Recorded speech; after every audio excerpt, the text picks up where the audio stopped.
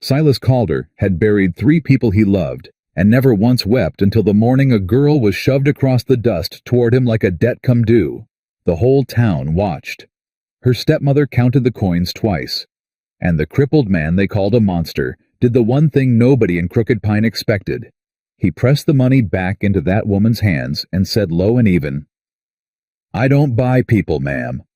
If you believe a broken man can carry the noblest heart in the whole valley, subscribe and follow Josephine's story all the way to the end and comment the city you're watching from, so I can see just how far this story travels." The bell over the Crooked Pine Church had rung 8 times when they brought Josephine Merritt out into the square, and the first thing she did was reach back for her sister's hand.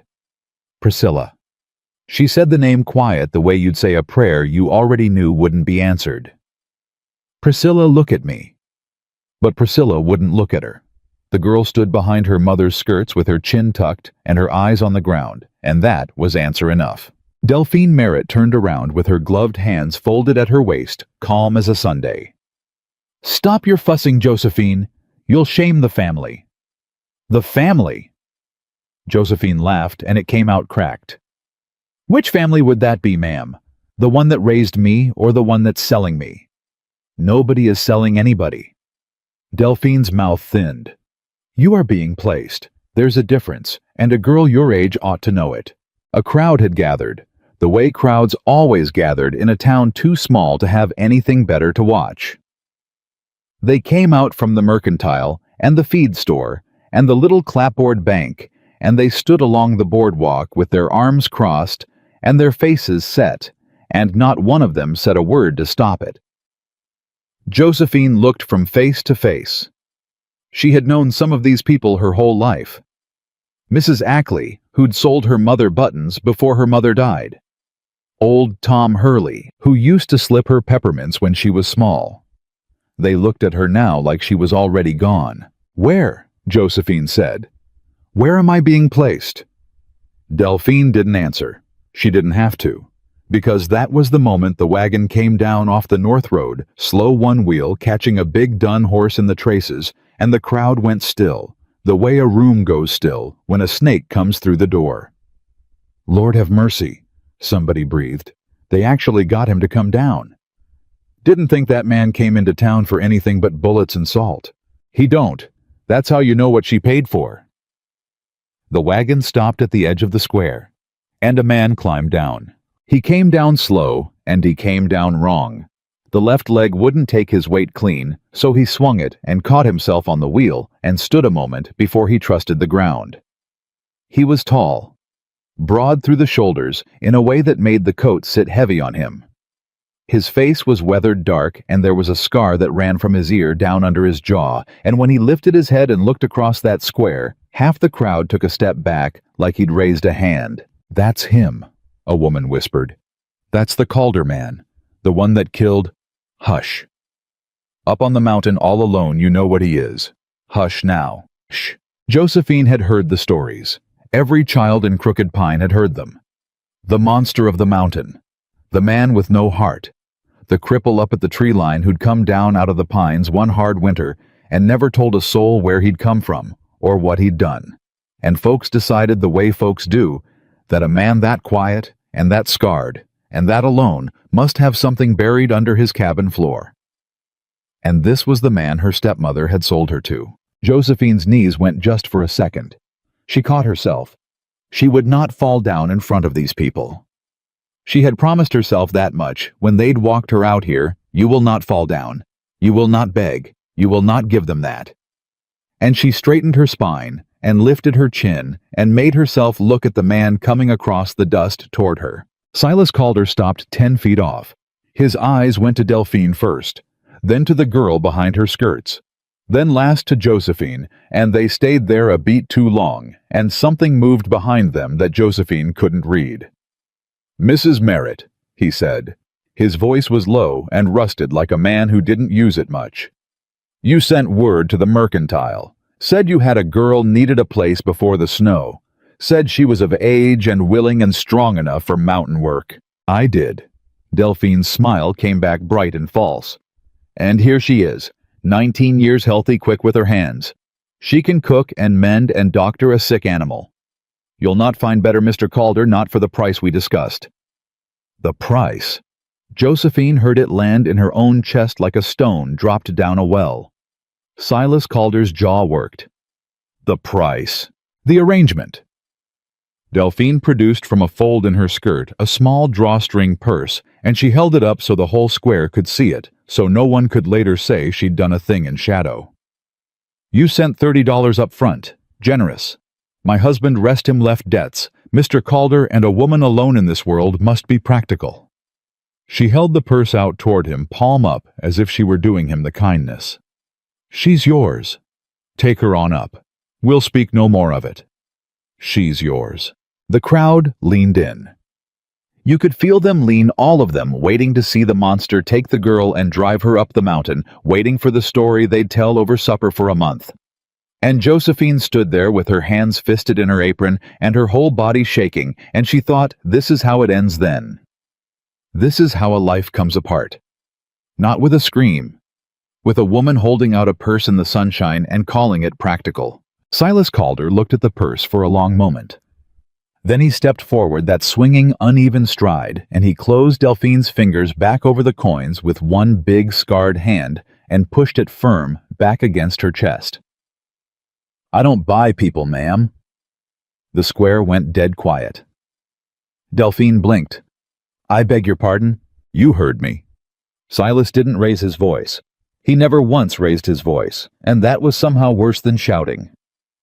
"I sent $30 because a woman wrote to the store and said there was a soul in this town about to be put out with nowhere to go before winter. I sent it because I've got room and I've got work, and I don't hold with letting people freeze. I didn't send it to buy a girl off her own kin like she was a heifer." He took his hand back. "Keep your money, and take your hands off that child." Josephine realized distantly that Delphine's grip had closed on her wrist somewhere in the last minute hard enough to bruise. "Mr. Calder?" Delphine's voice had gone tight. "I don't think you understand the situation. She's got nowhere else. She can't stay in my house. There's my own daughter to think of her prospects, her name. And this girl? Well." Delphine's lip curled just slightly, and she said the next part loud enough for the whole square, because she wanted them to hear it, because it was easier to send a girl away if everyone agreed she deserved it. "This girl has always been difficult, willful. She's not the kind that finds a husband, Mr. Calder. You'd be doing us all a Christian mercy." Somewhere in the crowd, somebody laughed. Josephine felt it go through her like cold water. She'd braced for a lot of things that morning. She hadn't braced for the laughing. And then a strange thing happened. Silas Calder turned his head slow and looked out at the crowd. He didn't say anything. He just looked, moving from face to face the way a man counts a herd, and one by one the laughing stopped, and folks found reasons to study their own boots. He looked until the square was silent again. Then he turned back to Delphine, and when he spoke, his voice had dropped even lower. "A Christian mercy." He let that sit. "You know, ma'am, I've been called a lot of things by this town. Heard most of them through the walls of the Mercantile when they thought I couldn't. Monster, devil, worse. And I'll tell you something." He leaned in just an inch. "Not one person in this square has ever done a crueler thing in front of me than what you just done to that girl. And you did it in your church clothes." Delphine's face went white, then red. "Mr. Calder." "Let go of her wrist." Delphine let go. Josephine's hand came free, and she pulled it against her stomach and held it there, and she was staring at this scarred, limping stranger. This monster the whole town feared, and she could not for the life of her make her mind fit around what was happening. Now. Silas straightened. He tipped his hat back off his forehead with one thumb, and for the first time he addressed her directly, and his voice gentled by a degree that surprised her. "Miss, I'm sorry to meet you like this, in front of all this." He glanced at the crowd, dismissed it. "My name's Silas Calder. I've got a place up the North Ridge cabin barn, 40 head of garden gone half to weeds because I can't kneel to it no more. It's honest work, and it's hard, and it's lonely, and I won't lie to you about any of the three, but I'll tell you what it ain't." He looked her dead in the eye. It ain't a sale. You're not bought, and you're not owed, and you're not mine. You come up that mountain, you come as a free woman taking honest wages. And the day you want to leave, you leave, and no man, including me, has got the right to say different. You understand what I'm telling you." Josephine's mouth opened. Nothing came out. "She understands." Delphine cut in brisk, eager now to have it done. "Go on, Josephine. Get your things." "I wasn't asking you, ma'am." Silas didn't even look at her. "I was asking her." Josephine swallowed. Her voice, when it came, was a whisper. She stopped. Tried again.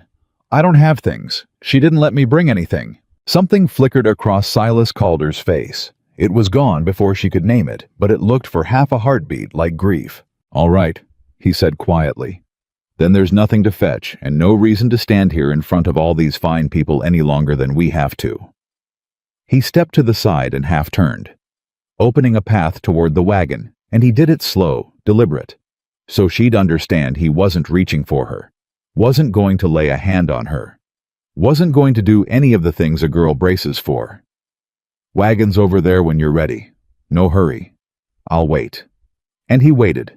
That was the thing Josephine would remember later, long after the day itself had blurred. Not the shame, or the coins, or her sister's turned-away face. She'd remember that a man the whole world called a monster stood in the dust, with his bad leg paining him, and waited. Waited for a girl to decide on her own whether she'd come, while the good Christian people of Crooked Pine had already made up their minds about her before she was old enough to have a say in it. She looked at Priscilla one last time. "Prissy," she said softly, "it's all right. You didn't do this. I don't blame you." And that finally made her sister look up, eyes wet, mouth trembling, and the girl took one step forward before Delphine's hand shot out and caught her shoulder and held her fast. "Josephine," Priscilla whispered. "I'm sorry. I'm so sorry I told her not to. I know." Josephine made herself smile. It cost her everything. "I know you did. Be good. Be careful of her." And then, because she couldn't hold it another second, she turned away and walked spine straight, chin up, exactly as she'd promised herself, across the square, toward the wagon and the waiting man. The crowd parted for her. Nobody said goodbye.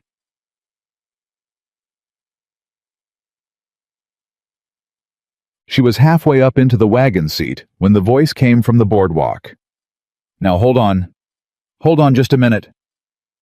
A man was pushing out through the crowd, heavy-set, red-faced, a gold watch chain across a straining vest. Josephine knew him. Everybody knew him.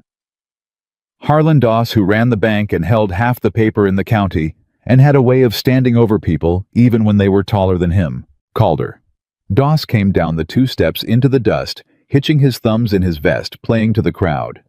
"Before you go carting off with the girl, I think there's a matter of accounts to settle." Silas had one hand on the wagon rail. He didn't turn all the way around. "Doss. The merit debt." Doss smiled around at the square, inviting them all in on it. "Late Mr. Merritt owed my bank a considerable sum. His widow's been settling it up piecemeal. Now, the way I understand this arrangement..." He nodded at Delphine, who had gone very still. "The girl was to go toward that account. Labor in lieu of coin, so to speak, which makes her, in a manner of speaking, collateral. And collateral don't just walk off up a mountain because some hermits had an attack of conscience." Josephine's stomach dropped. She turned to look at Delphine, and she saw the truth of it written all over the woman's face, the panic, the flush, the way she wouldn't meet Doss's eye, and she understood all at once exactly what had happened. There was no $30 going to feed Priscilla. The money went to Doss. The girl went to the mountain. And the debt got a little smaller, and everyone in this square had known it and let it happen and called it a mercy. "You sold me to pay the bank," Josephine said. "Not to Delphine, to no one, to the sky. You didn't even sell me for yourself. You sold me for him." Silas Calder turned around all the way now. He looked at Harlan Doss for a long, long moment. And when he spoke, it was slow, and it was quiet, and every soul in that square leaned in to catch it. "Let me be sure I've got this straight, Mr. Doss." He took one step off the wagon back toward the boardwalk, that leg swinging. You're standing there in your good vest telling all these people that a living, breathing girl is collateral on a dead man's loan, that she belongs to your bank like a barn or a wagon, that she can be handed round to clear a debt she never signed for and never spent a dime of. Another step. That about the shape of it. Doss's smile got a little less certain. The law's the law, Calder. A debt's a debt. I don't make the terms, I just hold the... There's no law in this territory, nor any other, Silas said, that lets one human being be posted as security on another human being's note. Not since a war we fought over exactly that. You know it. I know it. And every man on this boardwalk with a lick of sense knows it, which is why not one of 'em has looked me in the eye since I stepped down off that wagon. His voice never rose. It just got colder. So here's the shape of it, Mr. Doss.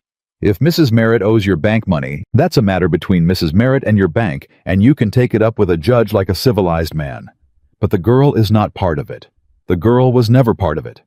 And if you try to make her part of it, I will ride to the territorial capital myself and swear out every word of what I've watched happen in this square this morning in front of every witness standing here. He turned slow and swept the crowd with that same flat look. And there's a lot of witnesses, ain't there, folks? Nobody answered. Nobody had to. Doss's jaw flexed. He looked at the crowd, gauging it, and Josephine watched him do. The arithmetic watched him weigh how much of the town's fear of the Calder man was fear, and how much of it right this minute had quietly turned into something closer to respect. Watched him decide it wasn't worth the trouble. Not today. Not out here. This isn't finished, Doss said finally.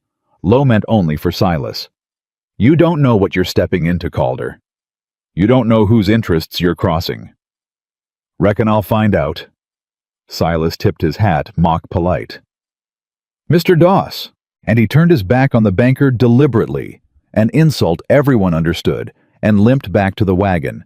And this time, when he pulled himself up into the seat beside Josephine, he was breathing hard, and she saw the pain of it tighten the corners of his eyes, and she saw him hide it. He gathered the reins. He didn't look at her. You all right, miss? Josephine opened her mouth to say yes the way you're supposed to, and found she couldn't. No, she said instead small. No, I don't believe I am. Silas nodded like that was the right answer, like he'd have distrusted any other. That's honest. I'll take honest over all right any day of the week. He clicked to the horse, and the wagon lurched forward, and the square began to slide away behind them, the bank, the church, the faces her sister's small hand still lifted in a wave that Delphine hadn't managed to catch in time. You just breathe now. You don't owe me a word the whole way up, and you don't owe me one when we get there either. The town fell behind them. The road bent north and began to climb. And Josephine Merritt, 19 years old, sold in the morning to settle a dead man's debt, and freed by noon by the one man everyone had taught her to fear, sat beside a stranger on a jolting wagon seat, and finally, where no one from Crooked Pine could see her do it, let herself cry. He let her. That was the second thing she'd remember. He didn't tell her to stop. He didn't tell her it would be all right, which would have been a lie.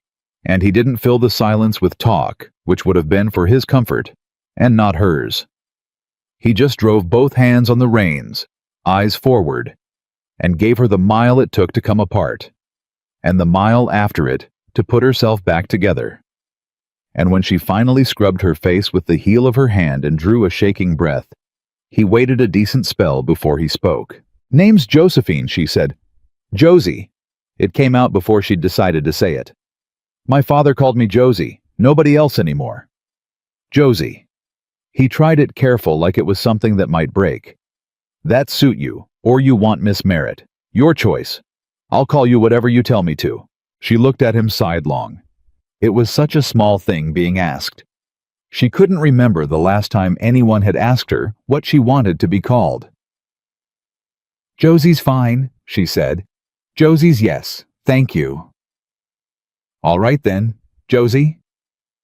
He nodded once, and that was settled. They rode a while. The horse's hooves and the wheels and the wind in the high pines were the only sounds, and Josie found to her surprise that the silence wasn't the frightening kind. It was the kind you could rest in. Can I ask you something? She said eventually. Ask. Why'd you do it?" She turned on the seat to face him. "Send the money. You never met me. You never met any of us. You could have hired a hand from town, a man somebody strong. Why send $30 up front for a girl you'd never seen sight unseen on the word of a woman you didn't know?" Silas was quiet long enough that she thought he might not answer. "Because the note said she'll be put out with nowhere to go before winter," he said at last. Those words, nowhere to go. His hands tightened on the reins and eased. "I know what it is, Josie, to have nowhere to go. I know what a Montana winter does to a body that's got nowhere to go. I've buried folks that had nowhere to go." A muscle worked in his jaw.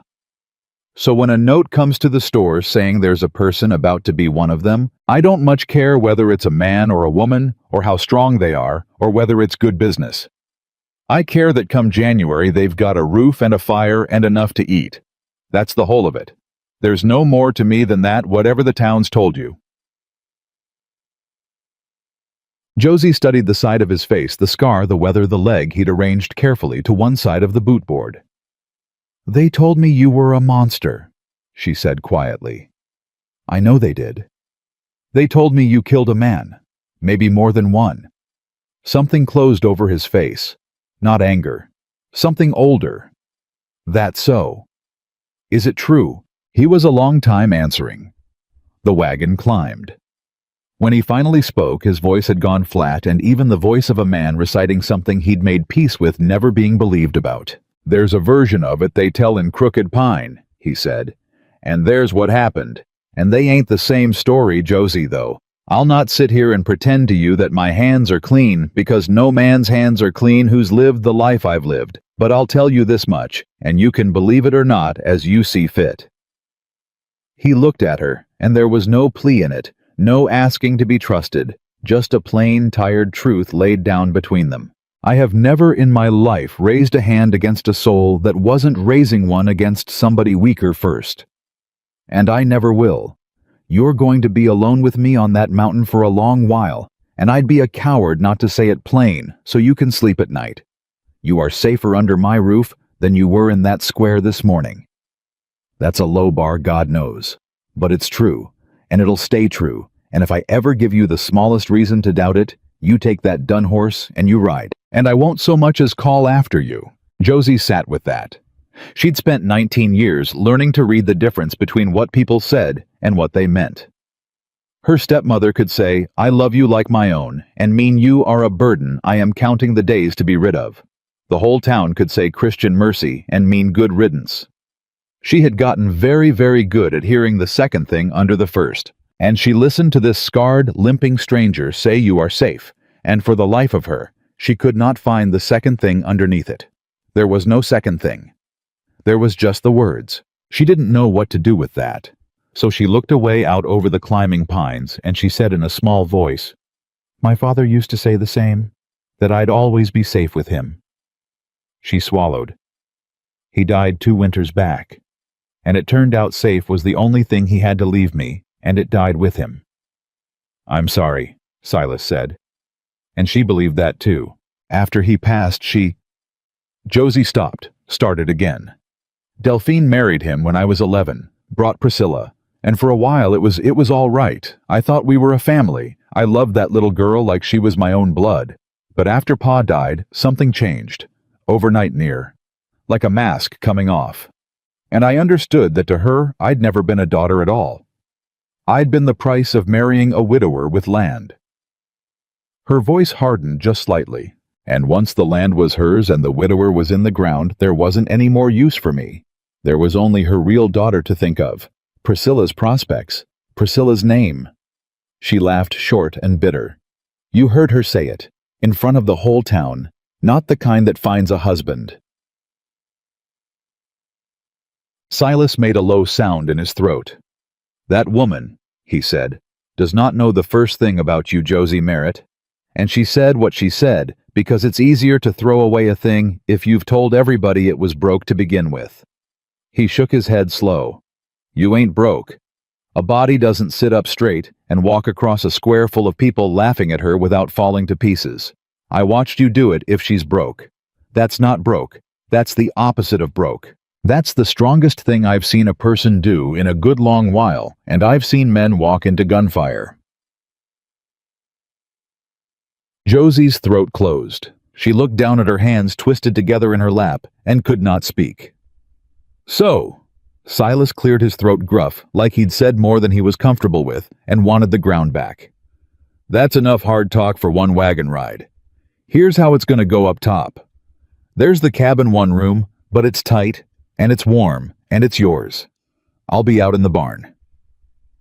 Josie's head came up. "The barn. There's a stove out there, and I've slept rougher. You'll have the cabin and a door that bars from the inside, and I'll be a good 40 yards off where you can hear me, but you don't have to see me till you're ready to. That's how it'll be till you tell me otherwise."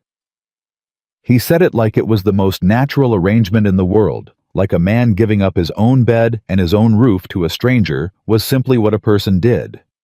Wages are $1 a week, paid Sundays, yours to keep or save or spend in town. And if the work's more than $1's worth, and it will be, I'll not pretend otherwise, then we'll talk about more. You cook if you've a mind to, and I'll be grateful, but you're not obliged. You're not obliged to much of anything except being honest with me about how you're faring, because I can't fix what I don't know is broke." He glanced at her. "That fair, sir?" That's... Josie shook her head, dazed. "Mr. Calder, that's more than fair. That's more than anyone's offered me, and..." She couldn't finish it. "Why are you being kind to me?" The wagon crested a rise, and the land opened up ahead of them. And somewhere below, a cabin and a barn and a stand of furs and 40 head of cattle grazing the high summer grass. But Josie wasn't looking at any of it. She was looking at him. Silas Calder was quiet a moment. Then he said, without looking back at her, in a voice gone rough at the edges, "Because somebody was kind to me once when I had nothing and deserved less. And I've spent every year since trying to be worth it." He drew the horse to a slow stop at the top of the rise and set the brake, and finally turned to look at her, this monster the whole world feared, with his scarred face and his ruined leg and his steady eyes. "Welcome home, Josie. For however long you want it to be one. Nobody up here is ever going to trade you for anything. You've got my word on that. And my word's about the only thing in this world I've got left worth a damn." And Josie Merritt, who had learned to hear the second thing under the first, looked into that face and heard only the truth. For the first time in 2 years, she let herself believe it.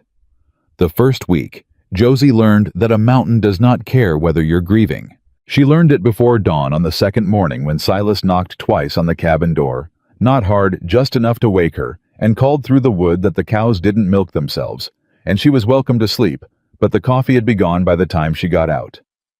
She was up and dressed and out the door in 4 minutes flat, because 2 years in Delphine's house had trained her that a person who slept while others worked did not stay welcome long. Silas was already at the fire pit outside the barn, and he looked up at her, surprised. "Didn't mean you had to jump," he said. "That was an invitation, not a bell." "I don't lie abed while a man does chores," Josie said. "I wasn't raised to it." "No." Something crossed his face.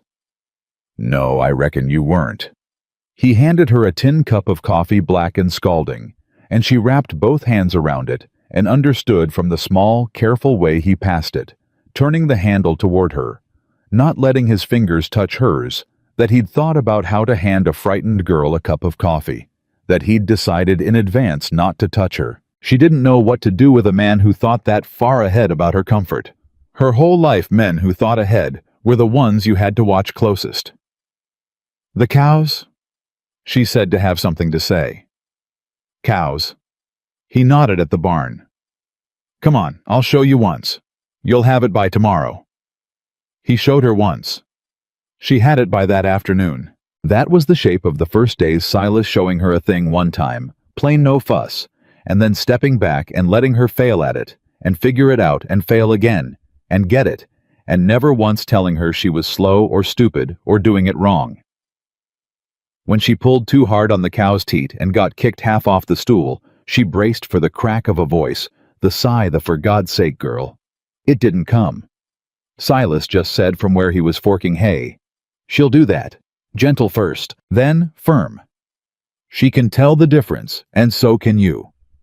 And went back to his hay, and Josie sat there in the dirt with her ears ringing and realized she was waiting for a punishment that was never coming. By the 4th day, she stopped bracing. By the 6th, she caught herself humming. She caught it and stopped, ashamed the way you're ashamed of laughing at a funeral. Priscilla was still down in that house. Her father was still in the ground. She had no business humming. But the mountain didn't care about that either.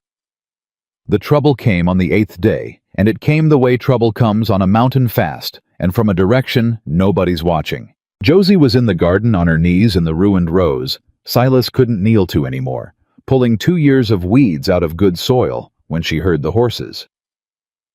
3 of them coming up the north track at a walk, and something in the sound of them, too many, too slow, too deliberate, put her on her feet before she'd thought about it. Silas was already out of the barn. He came around the corner with a rag in his hands, wiping grease off his fingers. And he stopped when he saw the riders, and Josie watched his whole body change. It was a small change. He didn't reach for anything, didn't square up, didn't do any of the things a man does when he wants you to know he's dangerous. He just went still, went quiet in a way that was somehow louder than any noise, and she understood, watching him, that this was what the town had seen and called monstrous, this stillness, because it was the stillness of a man who had already decided long ago exactly how far he'd let a thing go before he ended it. "Josie," he said low, not looking at her. "Go on in the cabin." "Who are they?" "Doss's men. Go on in." She didn't go in. She came and stood a few feet behind him and to the side, close enough to be with him, far enough not to crowd his bad leg. And she saw his jaw tighten, and she knew he wanted to argue, and she knew he wasn't going to because there wasn't time. The 3 riders drew up in the yard. 2 of them she didn't know, hard-faced men with pistols worn low and easy. The 3rd she did. Harlan Doss's foreman, a lean man named Kurt Pardo, with a way of smiling that never reached his eyes, who'd once dumped a widow's furniture in the street personally, while she wept and called it business. Called her. Pardo touched his hat brim mockery in it. "Fine place you got up here. Real fine. Be a shame." "State your business, Pardo." "No business. Friendly call." Pardo's eyes slid past Silas and found Josie, and they crawled over her slow top to bottom, and she felt it like a hand. "This the girl? The one you played the gallant over in the square?" He whistled low. "Half the town's talking about it, you know. The cripple and the cast-off. Sweet as pie." Josie felt her face go hot. Beside her, Silas hadn't moved. "You've said your piece," Silas said. "Now turn those horses around." "See, I would." Pardo leaned on his saddle horn. But Mr. Doss, he had a thought. Legal thought. "Turns out that girl standing there real does have some paper attached to her, and I don't mean the dead, I mean." He grinned wider. "Turns out the county's got questions about a 19-year-old girl living unwed and unchaperoned with a man like yourself. Questions of decency. Mr. Doss, being a church-going man, he'd hate to see a scandal. He thought maybe it'd be cleaner all around if the girl came back down to town. Protective custody, you might say.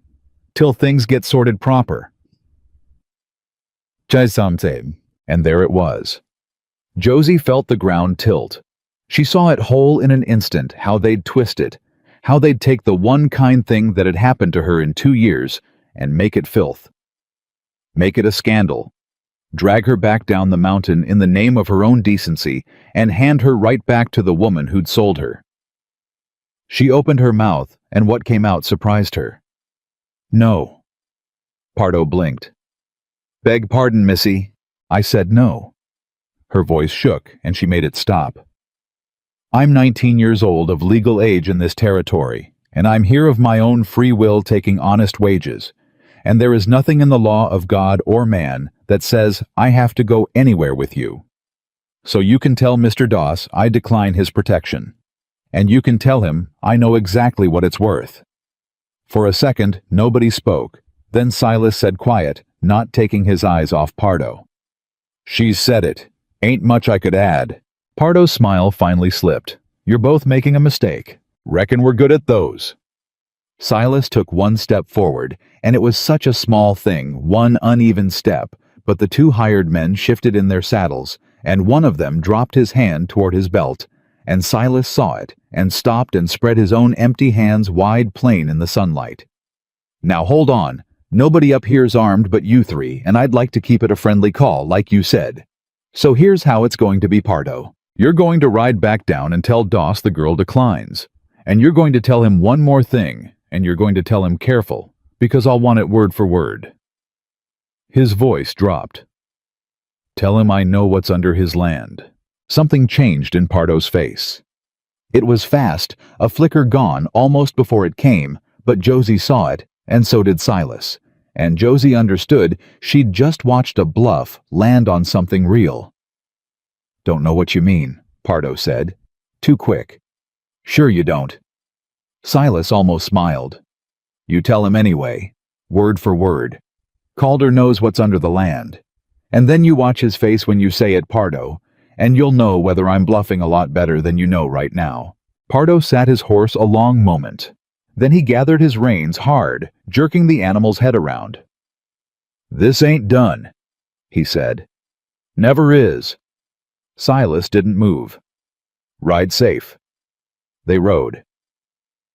Josie stood next to Silas and watched the three of them go down the north track at a trot.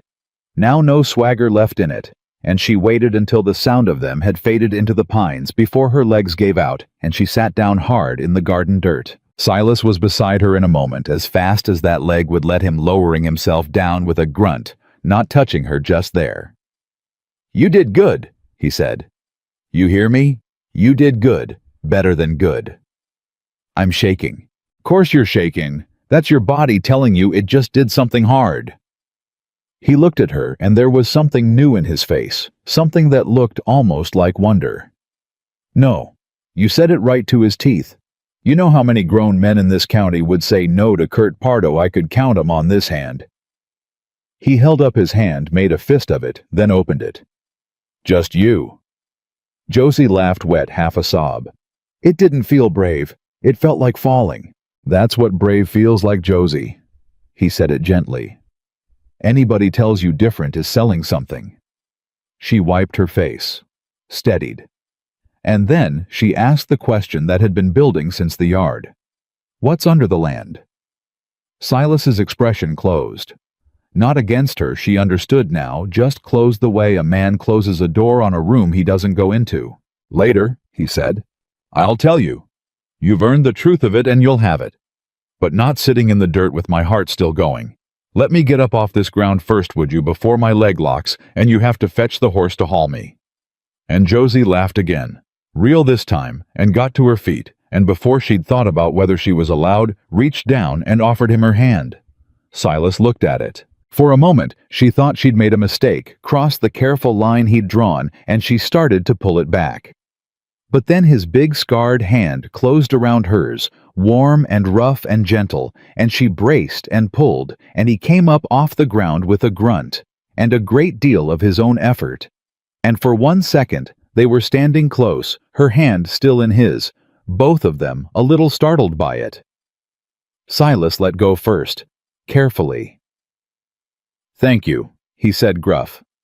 "You're welcome." And neither of them said anything about how it was the first time she'd touched him on purpose.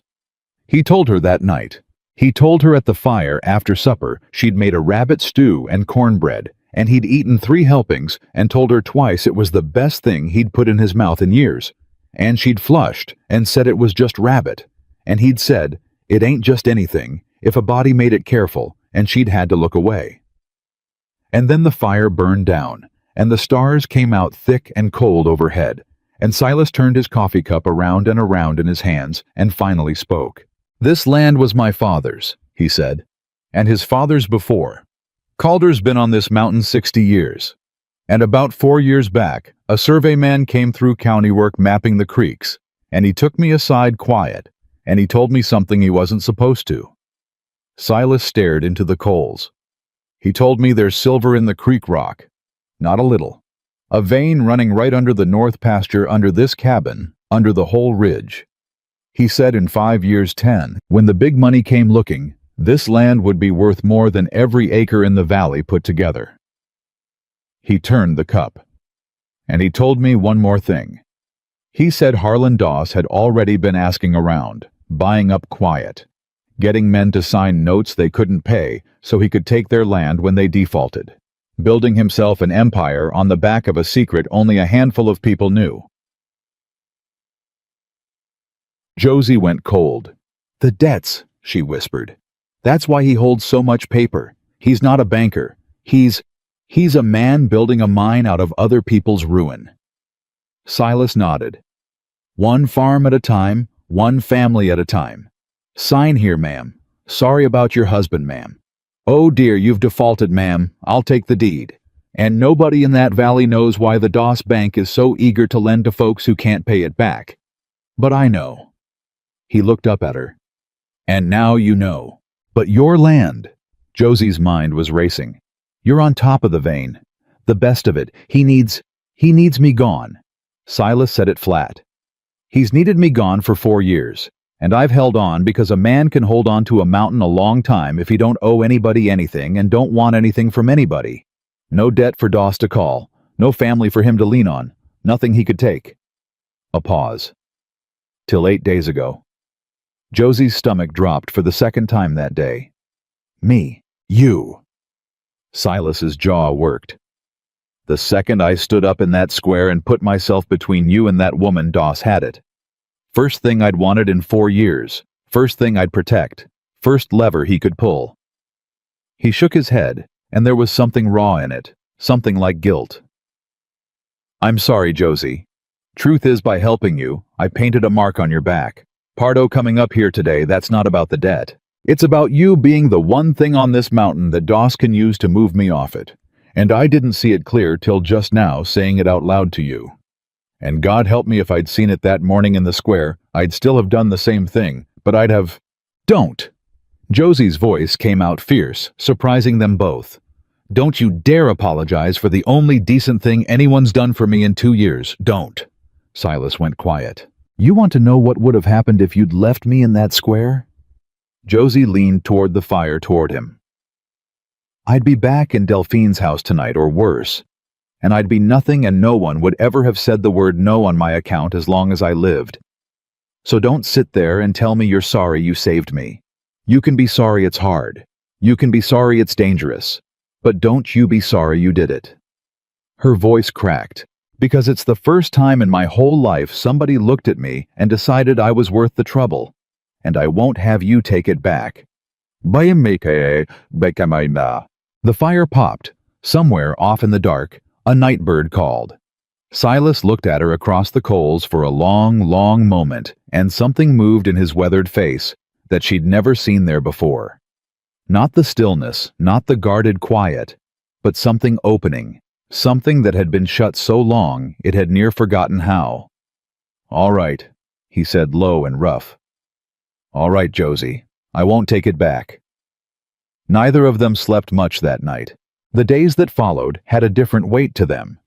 They both knew Doss wasn't done. Knew Pardo would come again with something worse than words, knew the mountain that had felt like a refuge was really a chessboard, and the two of them were pieces on it. And it should have driven them apart, that knowing. Fear does that. Fear makes people small and selfish and quick to save themselves. It did the opposite.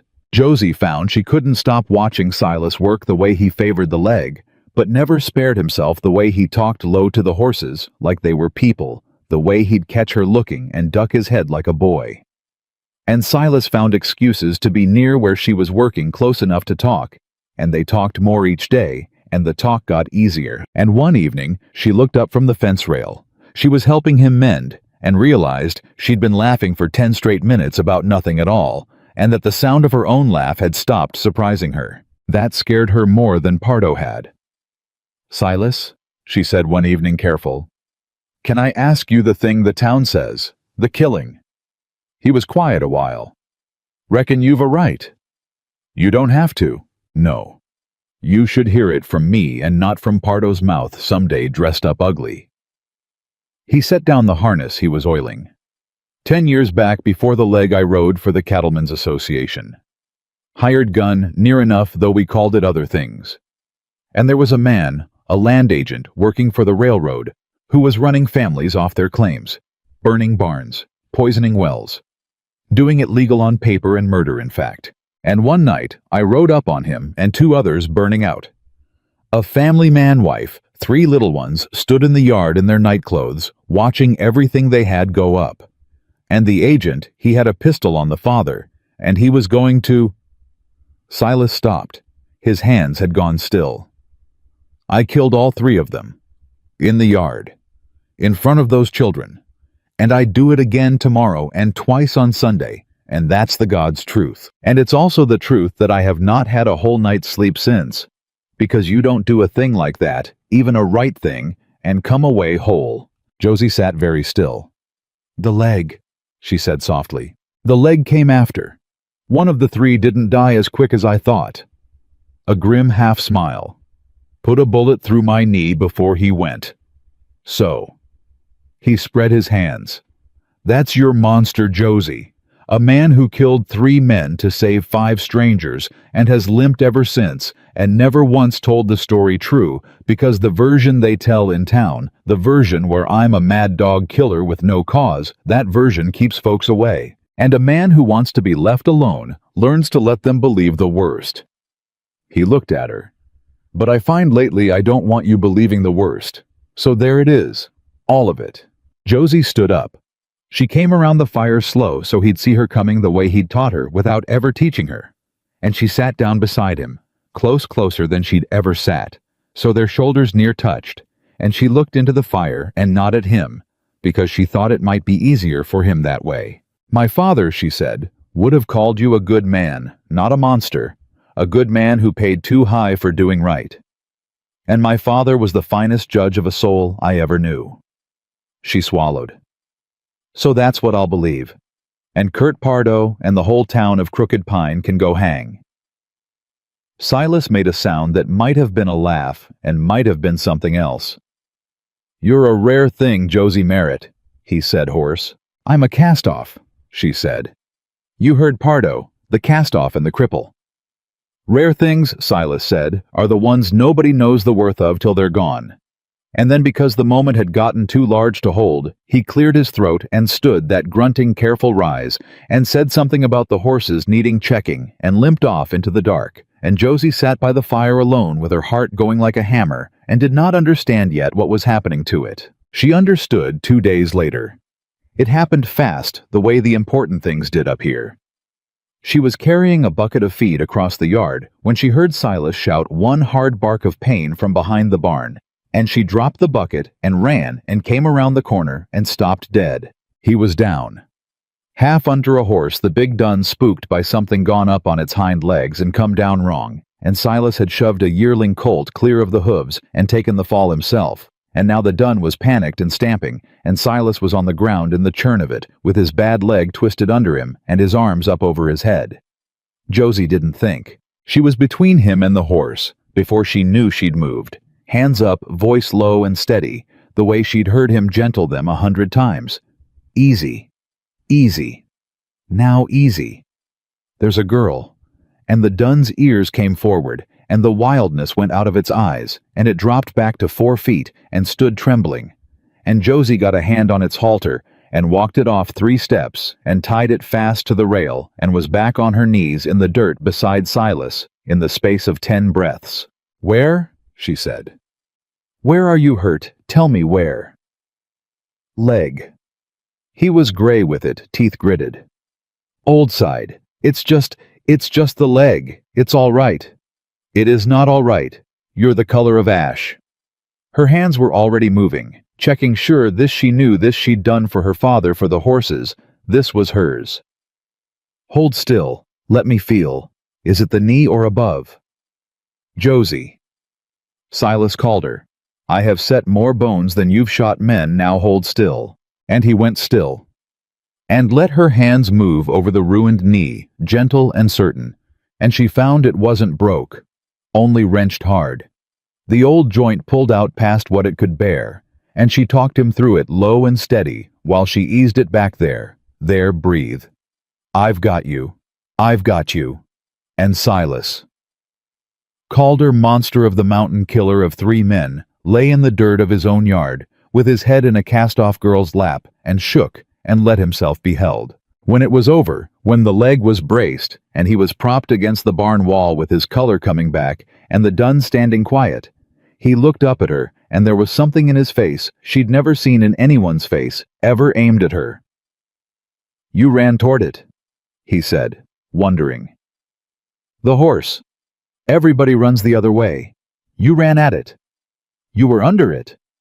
Everybody," he said again slow, like he was learning it, runs the other way. And Josie, kneeling there with dirt on her face and his blood on her hands, and her heart cracked wide open with the fear of nearly losing him, understood at last exactly what had happened to her and exactly how much trouble she was in. "Not from you," she said before she could stop herself. "I don't run the other way from you." They looked at each other. Neither one moved to close the last few inches. Not then. It wasn't the moment, and they both knew it. Him hurt on the ground, both of them raw a war coming down the north track that could take everything.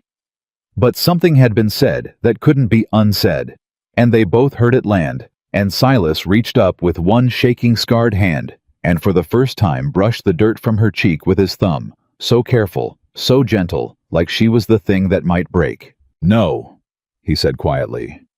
"I reckon you don't." And that was when the gunshot cracked across the valley far off down the mountain from the direction of town, and both their heads came up, and the tenderness in Silas's face went hard and still as stone. He was already reaching for the barn wall to pull himself up. "That came from the Hendricks place," he said. "Down the ridge, nearest neighbor I've got." He got a foot under him, grim, ignoring the leg. "Doss is done sending messages, Josie. He started making examples." He looked at her and the fire was back in him, the old dangerous stillness, but there was something new alongside it now, something she'd put there. "And I'll be damned to hell before I let him make one out of you." They took the wagon down the ridge because Silas couldn't sit a horse with the leg braced, and Josie drove, and she drove hard, and Silas didn't tell her to slow down once. "Faster if you can," was all he said, one hand gripping the seat rail, the other resting on the old carbine he'd pulled down off the cabin wall the first time she'd seen him touch a gun. "Hendricks is 70 years old. His wife's near blind. If Doss's men are down there, I've got it." She snapped the reins. "Hold on." They came down the last bend, and the Hendricks place opened up below them, and Josie's stomach dropped. There was smoke, not a house afire, not yet, but a thin black thread rising from behind the barn, and 3 horses in the yard she recognized, and a figure on the ground in the dooryard that wasn't moving. "Oh, God," Josie breathed. "Oh, God, Silas. Slow now."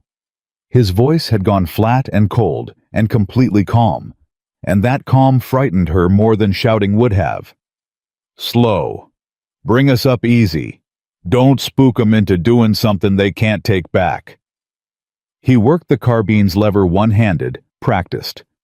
"And Josie, whatever happens down there, whatever you see, you stay on this wagon. You hear me? You do not get down off this wagon." "Silas, promise me." "I promise." She lied. The yard resolved as they rolled in.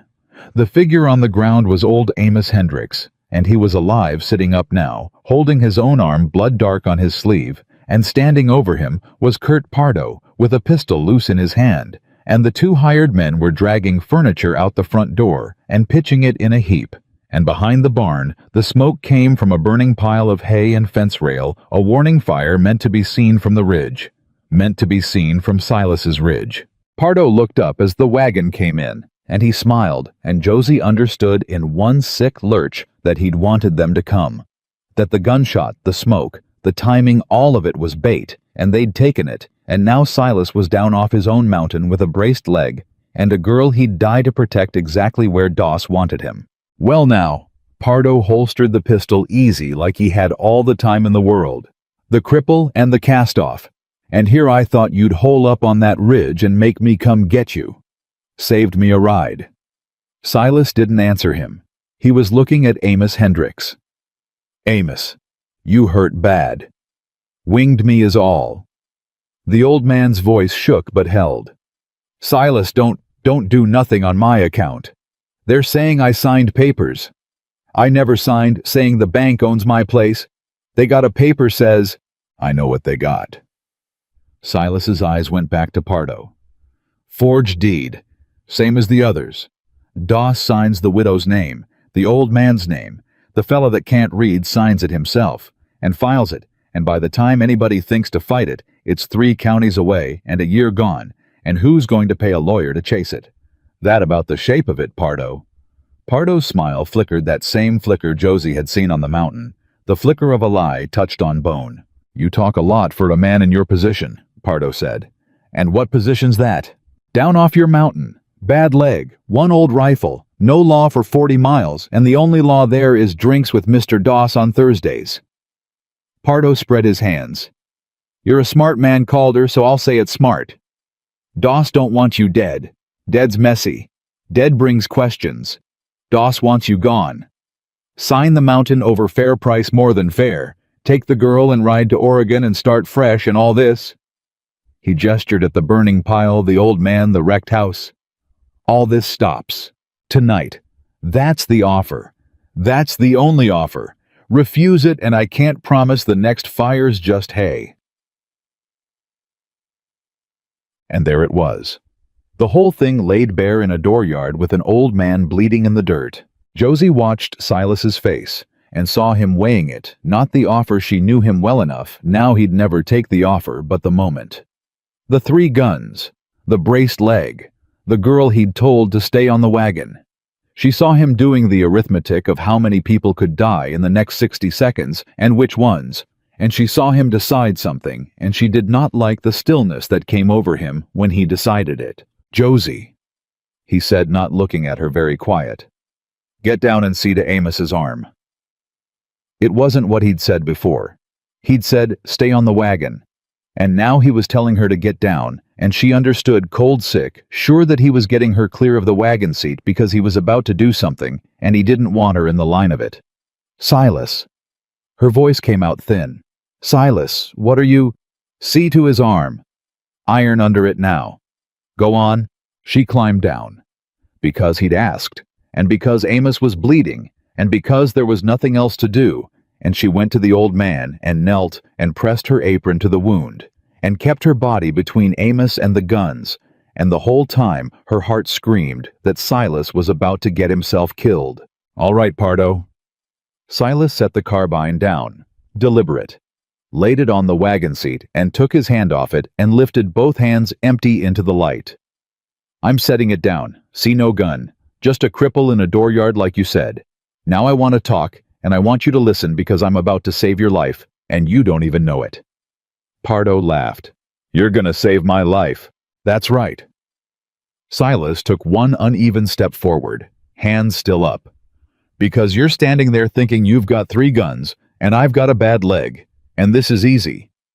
And what you don't know, what Doss didn't tell you, because Doss don't tell his dogs everything, is that I already sent the proof out. 2 weeks back." He took another step. "The survey, the silver, the forged deeds, I got copies.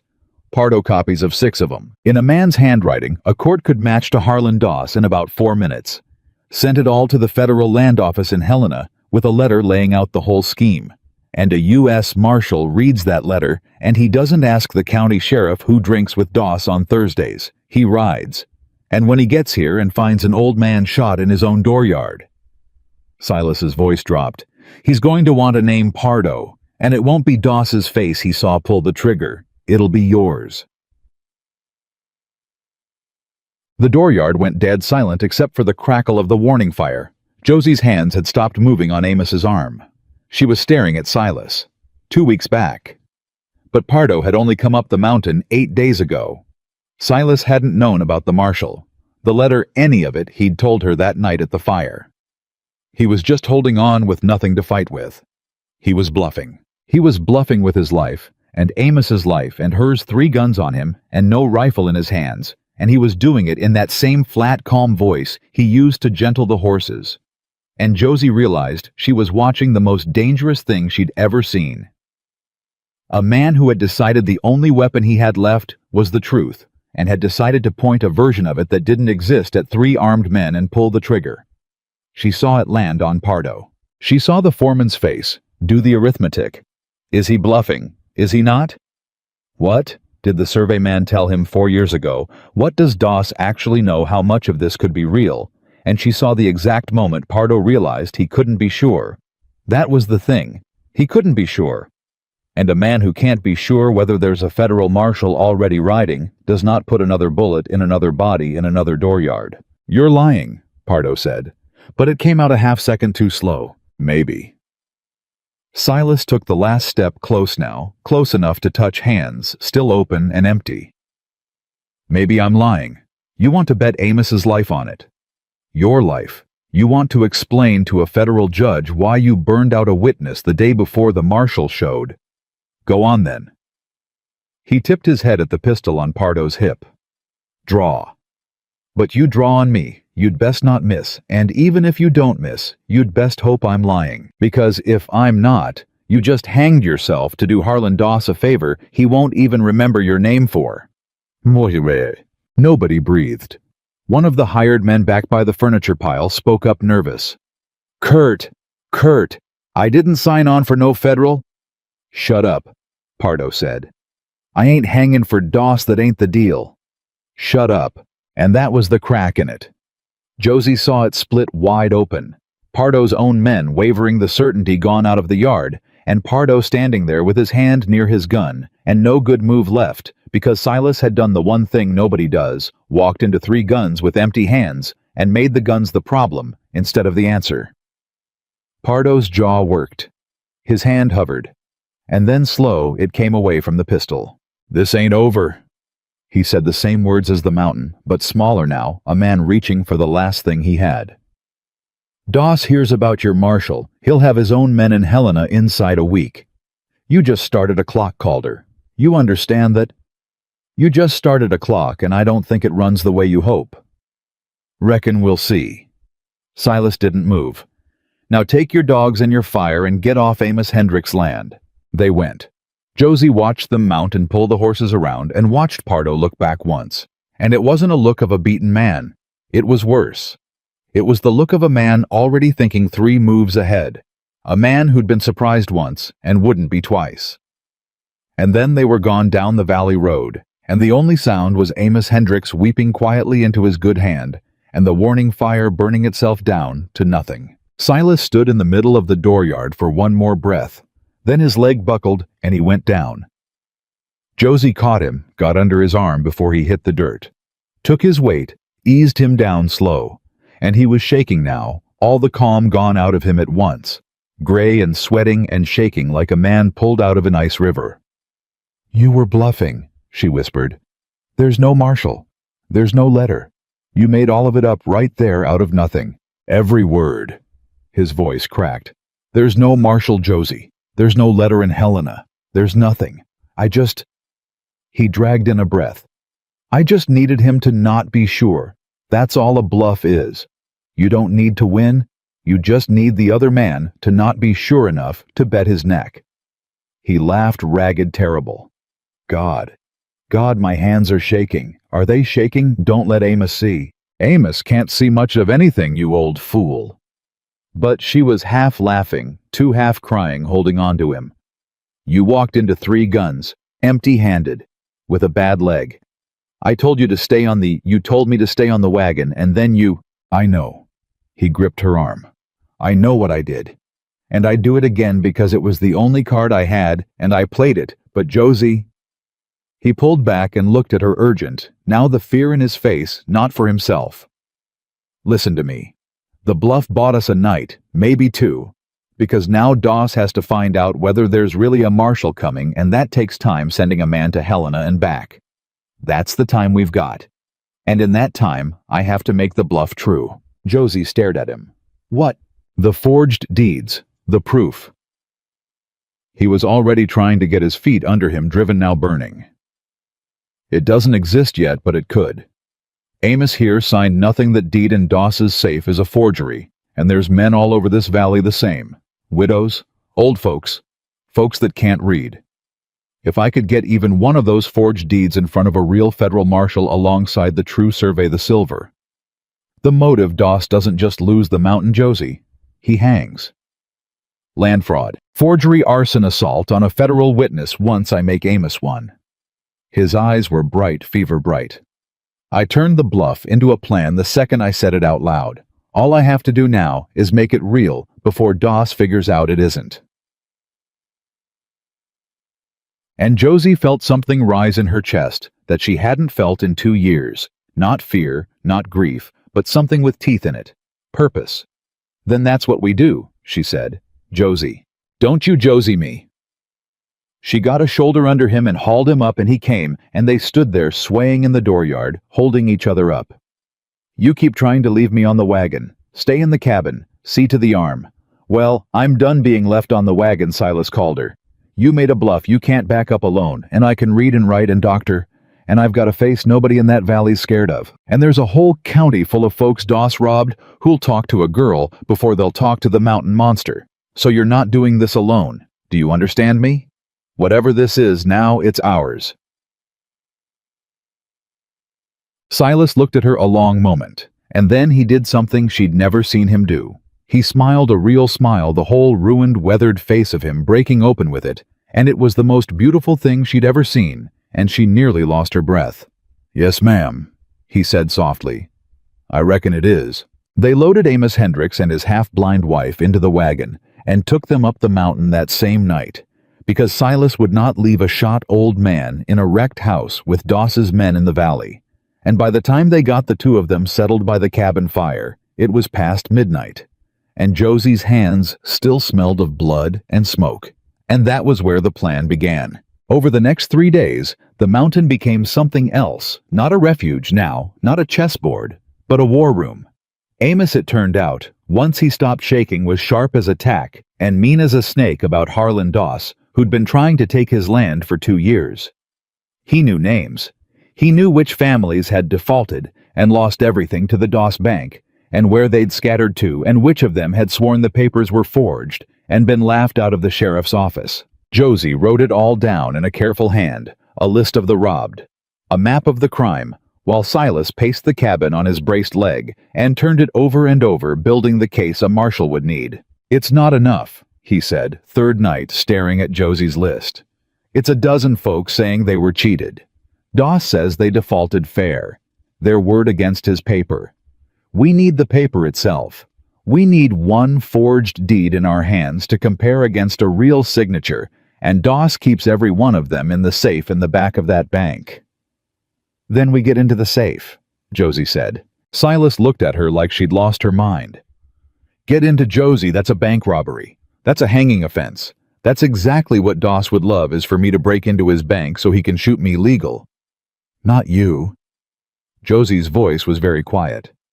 Me. The cabin went still. No, Silas said. Silas, no. He came around the table fast as the leg would let him, and took her by the shoulders, the first time he'd ever gripped her like that, hard afraid. No, absolutely not. I will not send you down that mountain into Harlan Doss's bank. Do you understand me? I have watched that man treat human beings like fence posts. If he caught you... His voice broke. If he caught you, I could not live with it, Josie. I could not. Do you hear me? There is not a version of this where I let you walk into that. And Josie, looking up into his terrified face, his hands gripping her shoulders like she was the last solid thing in a flood, understood two things at once. The first was that he loved her. She'd known it, maybe since his hand on her cheek. But she knew it now, whole and certain in the raw terror on his face at the thought of losing her. The second was that there was a knock at the cabin door. They both froze. It was past midnight. Nobody came up the mountain at midnight. Silas's hand went to the carbine, and Josie's heart slammed, and the knock came again, soft, hurried, frightened, and then a voice. a girl's voice, thin and shaking on the other side of the wood. "Josie, Josie, please, please be here, it's me." Josie's whole body went cold.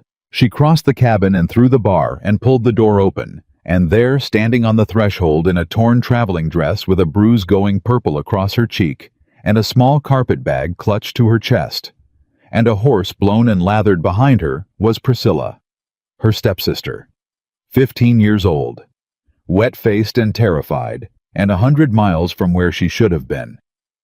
"Prissy?" Josie could barely make the word. "Prissy, how did you—" "I ran." Priscilla was crying, the words tumbling out. "I heard them, Josie. I heard Mama and Mr. Doss in the parlor. They didn't know I was on the stairs, and Doss said he said—" She grabbed Josie's hands.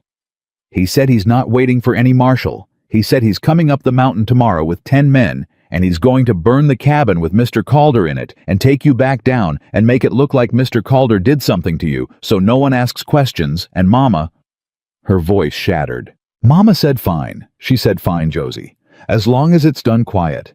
She said you were always going to come to a bad end anyway.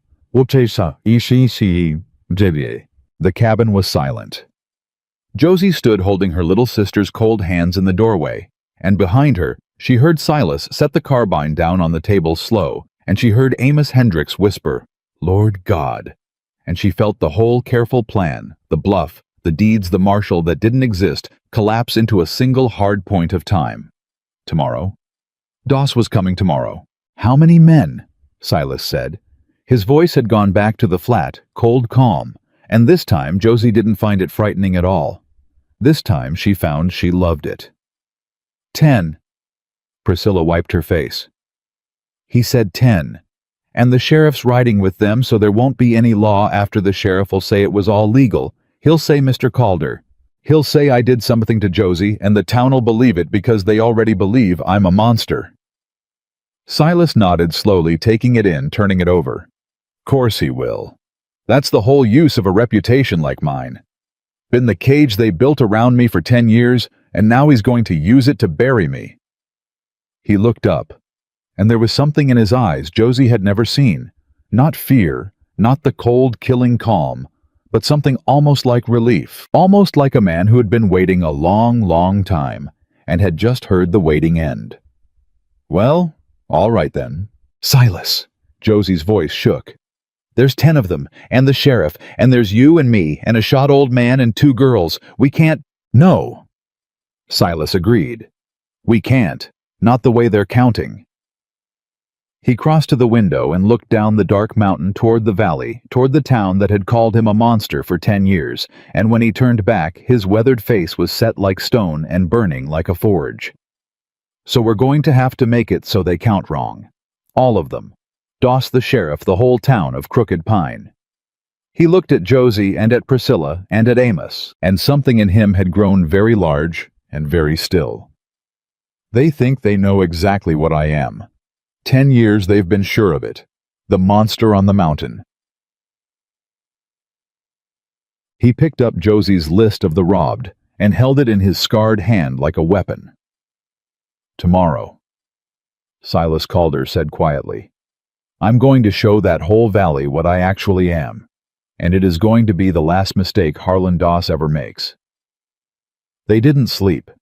There wasn't time to sleep, and there wasn't a soul in that cabin who could have anyway. By the gray hour before dawn, Silas had it worked out, and he laid it on the table like a hand of cards. "We don't fight 10 men, he said. "We can't, and we won't. A gunfight up here is exactly what Doss needs dead bodies on the mountain. The monster's doing the sheriff there to write it up however Doss likes. If one shot gets fired, we lose, even if we win." He looked around at the 4 faces. "So we don't fire a shot. We do the one thing Doss has never once had to plan against in all his years of robbing this valley." "And what's that?" Amos said. "Witnesses." Silas set his scarred hand flat on Josie's list of the robbed. "Every family on this list got cheated in the dark alone, one at a time, with nobody watching but the sheriff who's in Doss's pocket. That's how it works. That's how it's always worked. A man like Doss can do anything he wants, as long as he only does it to one frightened person at a time and nobody sees. His jaw set. So we're going to make sure everybody sees, all at once, in the daylight, in the middle of town. Josie leaned forward. How? Because he's not coming up this mountain to burn me quiet at midnight anymore. Silas almost smiled. Prissy heard him wrong. No fault to you, girl. You did the bravest thing anybody's done in this whole business. But think on it. Doss said 10 men and the sheriff in daylight with a story ready about what I did to Josie. That's not a murder, that's a show. He wants the town to watch the monster get taken down. He wants an audience. Silas's eyes glittered. Well, a man who wants an audience is a man who's about to have one, and an audience is the one thing that can hang him. And so they didn't wait on the mountain to be attacked, they went down to meet it. They loaded the wagon before full light. Amos and his blind wife Priscilla the list and Silas's carbine wrapped in a blanket and shoved under the seat not to use but to have. And they came down off the ridge, not by the north track. Doss's men would be climbing, but the old logging trail east, the one only Silas knew, the one that came out behind the church at the top of Crooked Pines 1 Street. And they got there first.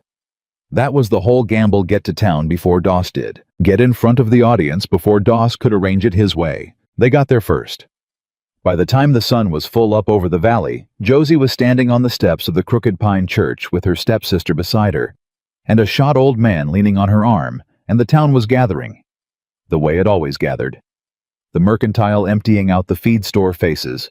She knew faces that had laughed at her 9 days ago in this same square when her stepmother sold her. And Josie Merritt Castoff climbed up 1 step higher so they could all see her, and she began to talk.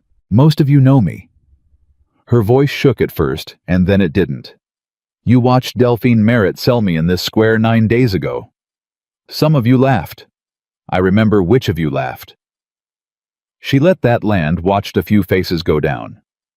And most of you know Amos Hendricks standing here shot through the arm because 2 days ago, Kurt Pardo burned his place and put a bullet in him for signing papers he never signed. She lifted Josie's list high, and I've got the names of 11 more families in this county Harlan Doss robbed the exact same way. Widow Kane, the Alvarados, Old Man Petey who can't read his own name. Doss forged their deeds, took their land, and told every one of you they defaulted honest. Her voice rang off the storefronts. And you believed him. Because it's easier to believe a poor man failed than a rich man stole. The square had gone dead silent.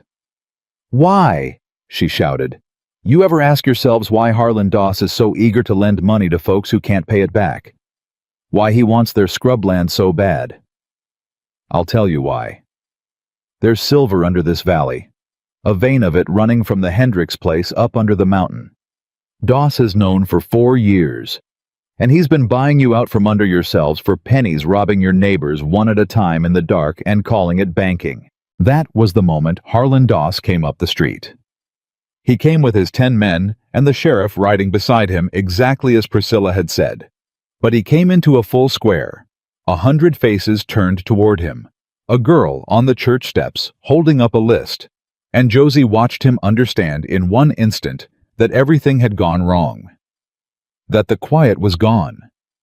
That there would be no witness-free mountain, no story arranged after. That he'd walked into daylight with an audience already primed. He recovered fast. She'd give him that. Now what's all this? Doss reined up, spread his hands, put on the warm, rich voice playing the crowd he'd played for years. Folks, this poor girl's been living up on that mountain with the Calder man for a week and a half, and I think we can all understand her mind's been turned, filled with wild tales. It's a tragedy is what it is. He shook his head, sorrowful. A young girl, no chaperone, in the clutches of a known killer. I'm right here, Doss. The whole square turned. Silas Calder came around the corner of the church, slow, that uneven swinging stride, no gun in his hands, both of them open and empty at his sides. And he came out into the middle of the square in front of God and the whole town of Crooked Pine. The monster of the mountain, walking straight toward 10 armed men with nothing in his hands at all. Silas! Josie breathed. This wasn't the plan. The plan was for him to stay back out of sight safe. "You want to talk about me, Doss?" Silas called. "You talk to my face. You've been talking behind it for 10 years. Made a right nice living off it too." Doss's men shifted. Hands moved toward belts. And Silas kept walking right into the middle of them, right into the guns, and he stopped in the open where every soul could see him, and he turned in a slow circle. So the whole square got a good look, and then he did the thing that broke 10 years of crooked pine wide open. He started to talk, not loud. He never once got loud, and the square went so quiet to hear him that his low, rusted voice carried to every corner of it. "You all know what I am." He turned as he spoke, meeting eyes one after another, not letting a single person look away. "The monster on the mountain. The killer. I've heard you say it through the walls of the mercantile for 10 years thinking I couldn't hear. And I let you. You want to know why I let you believe it?" He stopped turning. "Because it kept you away. And a man who's done what I've done wants to be left alone. So I let a whole town be scared of me, because it was easier than telling the truth." He looked at the sheriff. "So here's the truth. Sheriff, and you write it down. 10 years ago I killed 3 men, land agents, burning a family out of their home man-wife, 3 little children in their nightclothes. I rode up on them, putting a gun to that father's head, and I killed all 3, and I took this leg doing it, and I have never once been sorry." His voice dropped. "Because there's a difference, Sheriff, between a man who kills and a man who murders. And every one of you has spent 10 years too scared to ask which one I was. Well, ask Amos Hendricks. Ask any man here who's ever needed a hard job done and found his barn mended in the night, his firewood cut, his sick stock doctored, and never knew who. It was the monster.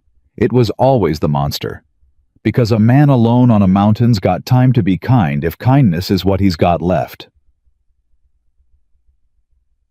Somewhere in the crowd, a woman was crying. "Now, Harlan Doss." Silas turned slow and faced the banker on his horse. "Doss is a different animal from me, and I want this whole town to see the difference plain, because you've had us backwards for 10 years. You've feared the man who kills to protect, and you've trusted the man who smiles while he robs." He pointed one scarred finger up at Doss. "I never once took a thing off a soul in this valley, and that man has taken everything off half of you and called it business. So which of us is the monster? Go on, look at us both, and decide." For one long, terrible moment, the square hung in the balance, and Harlan Doss made the mistake that finished him. He panicked. Josie watched it happen, watched him feel the crowd tipping, watched him see 10 years of careful reputation turning to smoke in front of him, and he did the thing a cornered robber does. He reached for the gun and the story at the same time. "He's lying." Doss's voice cracked high. "He's a killer. You heard him admit it. He's got that girl bewitched, and he'll say anything. Sheriff, arrest that man, Kurt. Take him." He wheeled his horse. "Take him now. I don't care who's watching. I want him." "Off his horse," said a new voice. Every head turned. A stranger stood at the mouth of the street. Tall, dust-covered, a long coat and a badge. A real badge. A federal badge. Catching the morning sun, and behind him, 2 more men mounted with rifles across their saddles. And Josie's heart stopped in her chest, because it wasn't possible. There was no marshal. Silas had made him up. There was no letter in Helena. "United States Marshal," the stranger said, walking his horse slow into the square. "Name's Bell, out of Helena." His flat eyes went across the whole scene, the armed men, the shot old man, the girl with the list, the banker with his hand on his gun, and settled on Doss. "And I've been sitting in the back of the mercantile for the last quarter hour listening to every word.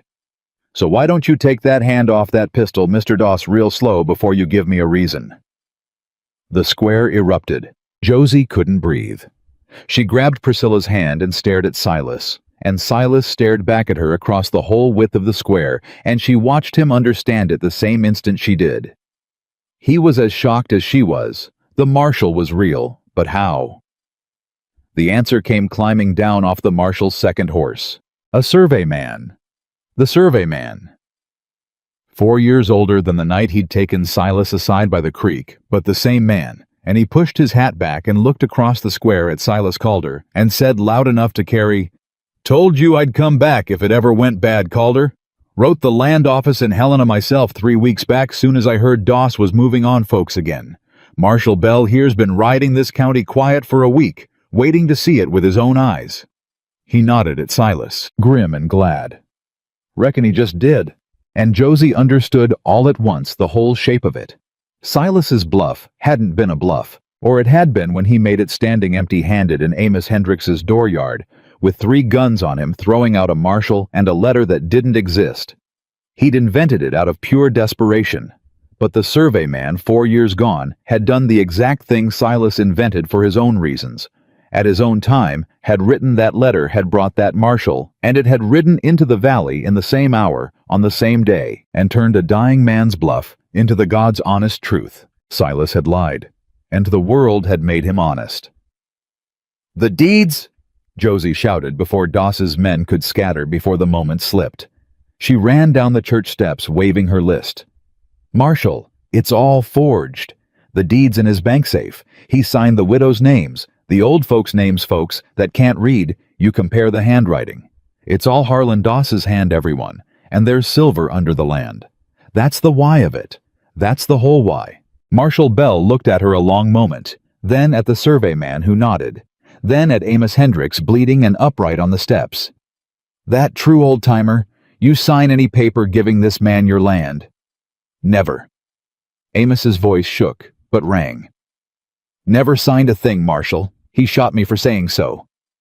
Bell's face went hard as the badge on his chest. "Kurt Pardo." He didn't raise his voice. He didn't have to. "You and your men set your guns down in the dirt one at a time, or every one of you hangs alongside your boss. And Mr. Doss," he turned, "you're going to open that bank safe for me right now in front of all these good people, and we're going to have a look at your handwriting." That was when Doss ran. He wheeled his horse and drove it straight at the crowd trying to break through, trying to run for the county line and the money and the paper and the crowd. The whole cheated, frightened, ashamed town of Crooked Pine did not part for him. They closed. Josie watched it happen and would never forget it as long as she lived. Old Tom Hurley, who'd once given her peppermints, grabbed the bridle. The blacksmith caught Doss's leg. Mrs. Ackley, who'd sold her mother buttons, who'd stood in this square 9 days ago and said nothing, picked up a stone. And the town that had been robbed one frightened soul at a time, all at once, and in the daylight dragged Harlan Doss down off his horse and into the dust, and it was over, and it had taken about the length of a held breath. "Don't kill him," Marshal Bell said, wading in. "He's worth more to me alive and hanged legal than dead in the street. Let him go, folks. Let him go. The law's got him now. The real law." They let him go. Bell's men had irons on Doss's wrists before he'd stopped spitting dirt, and Kurt Pardo's hired guns were laying their pistols in the dust one after another, none of them willing to hang for a man already in chains, and it was done. It was truly done. Josie found she was crying and hadn't noticed starting. She turned to find Silas, and he was already coming toward her, fast as the leg would let him, faster than she'd ever seen him move, and they met in the middle of the square, where 9 days ago she'd been sold, and this time nobody laughed. This time the whole town watched the monster and the cast-off, and not one soul dared say a word against it. "You lied," she said, laughing, crying, gripping the front of his coat. "In Amos's yard you made up a marshal out of nothing." "I know." "And then he came. He was real.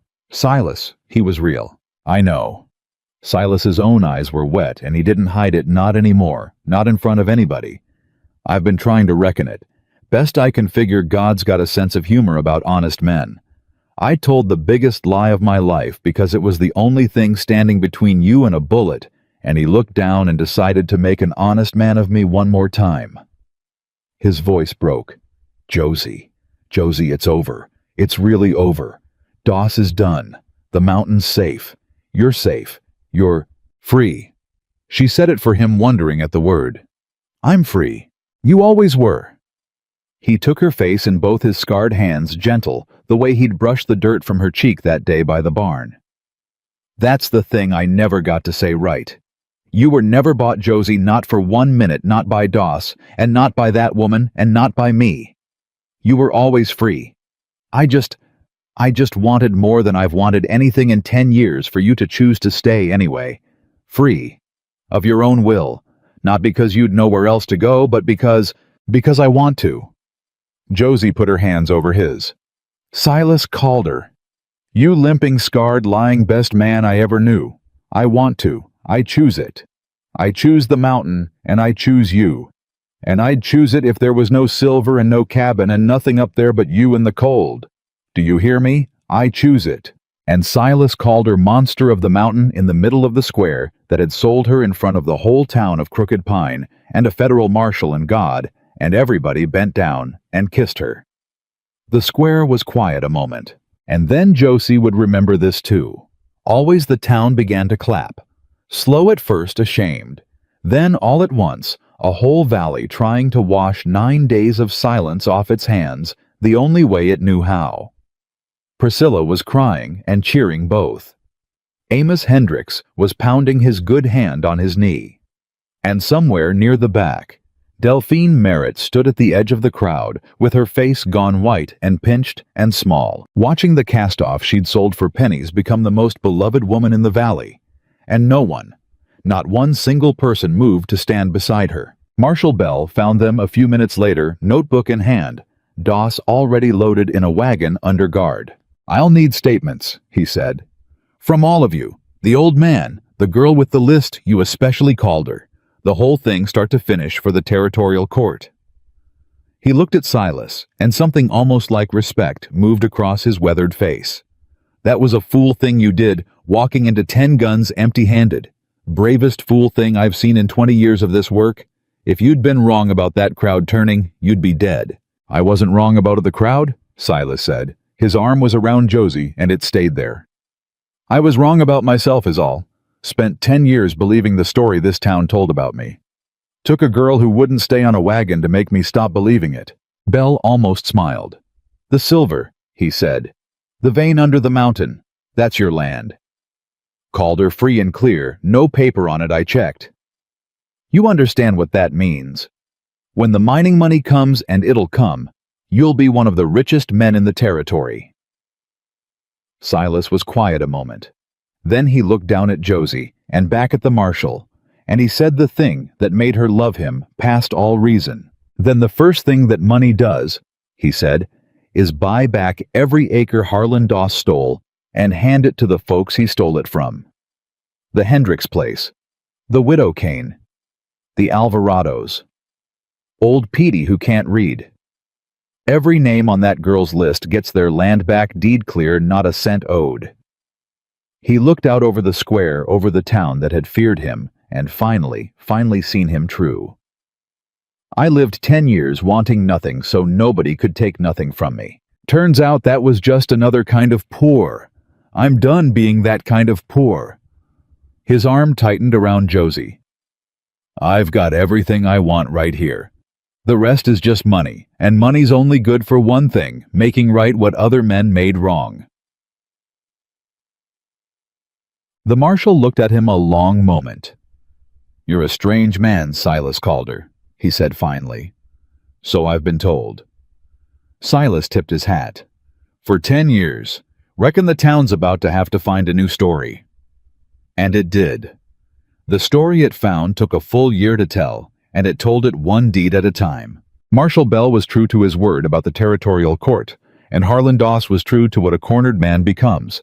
He hired the best lawyer money could buy, right up until the court froze his accounts, at which point the lawyer discovered a pressing engagement in another county.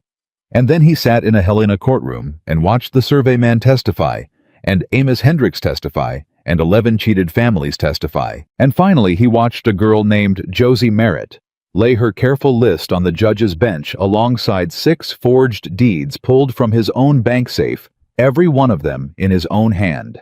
You understand what you're doing, Doss said to her in the courthouse hall low when the guards let him pass too close. He'd lost weight. The rich, warm voice had gone thin. You understand a girl like you doesn't get to do this to a man like me. It isn't how the world works. Josie stopped, looked at him.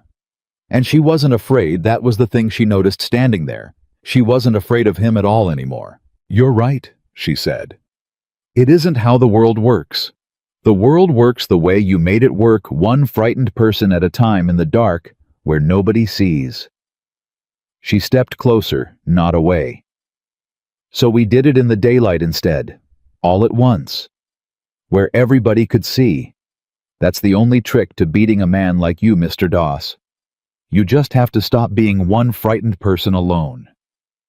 She smiled, and it wasn't cruel, and that was somehow worse for him. "I learned that from a man you called a monster." They hanged Harlan Doss in the fall for the murder that came out at trial. A homesteader 2 years back, a man everyone had thought simply left the valley found under his own collapsed well when Belle went looking. The land fraud alone wouldn't have hanged him. But a robber who's decided people are only fence posts eventually treats one like a fence post too far, and Doss had, and the well gave up its truth, and that was the end of him. Josie didn't go to the hanging.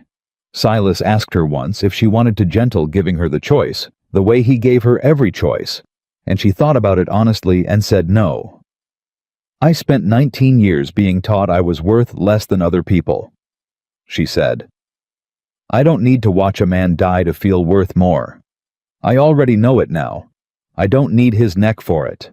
Silas looked at her a long moment, and then he pulled her against his chest and put his chin on the top of her head and said rough, "I don't think I've ever in my life met a person as strong as you, Josie, and I've met a few." "You married one," she said, because they'd married by then. In the spring in the Crooked Pine Church in front of the whole town that had once laughed at her in the square out front, and this time the square was full of people who'd come to cry instead.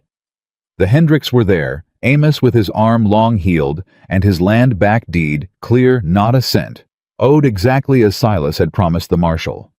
The widow Kane was there in a new dress on land that was hers again. The Alvarados. Old Petey, who couldn't read the deed Silas handed back to him, but who held it against his chest through the whole ceremony and wept.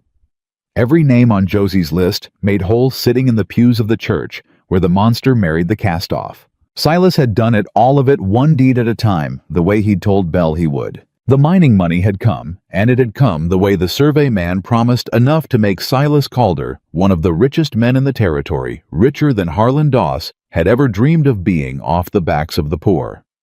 And Silas had taken that money and bought back every stolen acre and handed it back, and paid the doctor bills and rebuilt the Hendricks barn better than it had been, and set up a fund at the mercantile so no family in the valley would ever again have to sign a note to a bank just to eat through a hard winter. "You're giving it all away," Josie had said once, watching him sign another draft. "Not all." Silas didn't look up from the paper. "Keeping the mountain, keeping enough to see us old, keeping enough that our children never learn what it is to have nowhere to go before winter." He set down the pen. "The rest was never mine, Josie. It was just sitting under the ground waiting for somebody to do right by. I'm not giving it away. I'm giving it back." Priscilla lived with them now. That had been Josie's one condition, the only thing she'd ever asked Silas for outright. And she'd asked it the night after the trial, braced for him to say no, the way she'd been braced her whole life for men to say no. "She ran 100 miles in the dark to warn us," Josie had said. 15 years old. She stood on our doorstep with a bruise on her face, and she chose us over her own mother. I won't send her back to Delphine. I can't. Silas. I know it's a lot to ask. I know she's not yours to... Josie.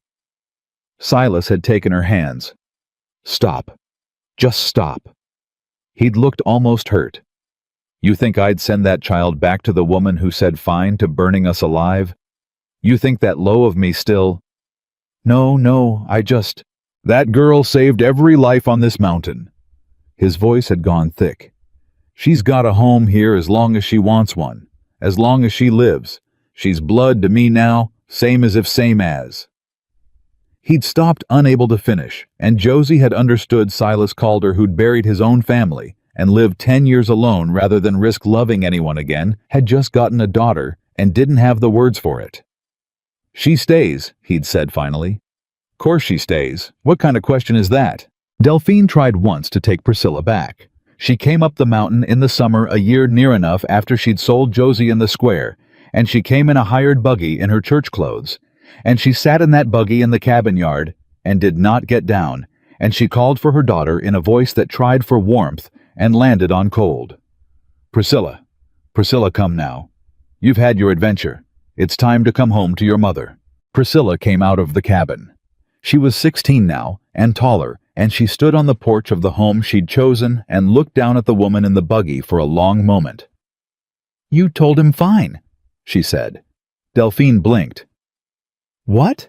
When Mr. Doss said he'd burn the cabin with Mr. Calder inside and take Josie and make it look like something awful, you said fine.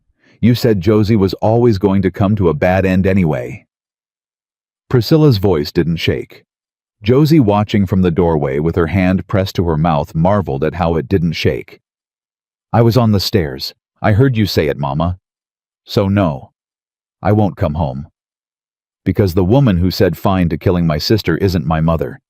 My sister's my mother now. She's the only one who ever was.